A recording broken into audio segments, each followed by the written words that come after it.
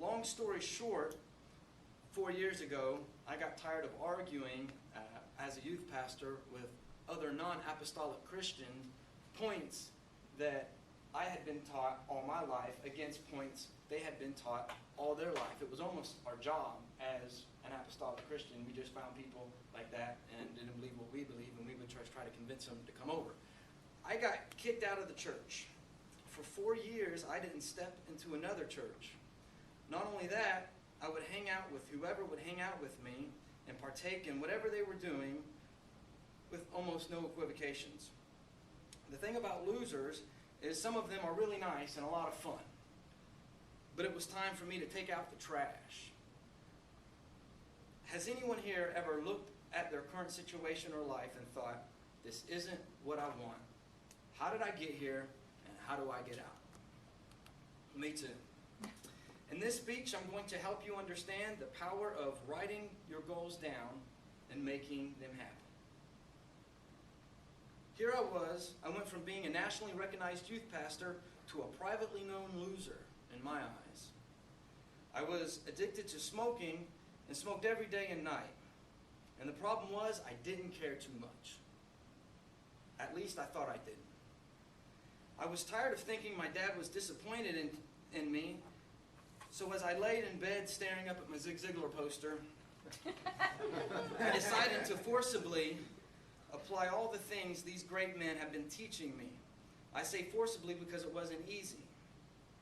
Putting all my plans, hobbies, activities, partying, and the addiction of smoking aside, I set out to change the course of my life. Zig Ziglar told me to write down my goals, put a date on it, list the obstacles, and to overcome list the obstacles I had to overcome, identify the people, groups, and organizations that I had to associate myself with, spell out a plan of action, put a time limit on it, and identify the benefits to me. So I wrote down I wanted to gain weight by working out. I wanted to stop smoking.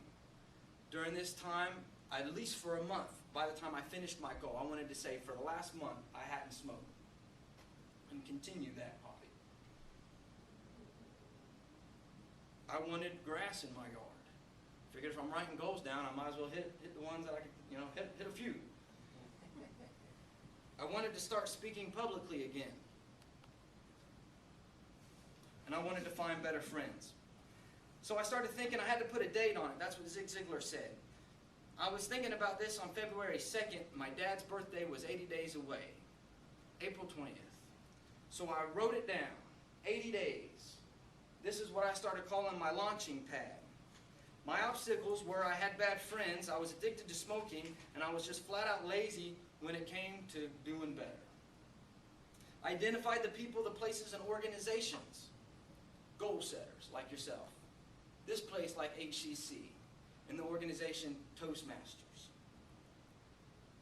I spelled out a plan of action and put a time on it, and I created this launching pad right here.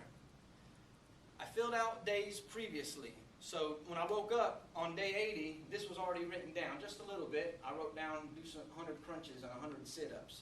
I knew I wasn't going to change my life on day 1.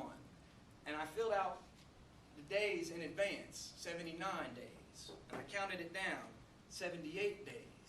And so every day when I got up, I had something to do. On day 1, I started doing sit-ups and push-ups every day. And I continued that till today.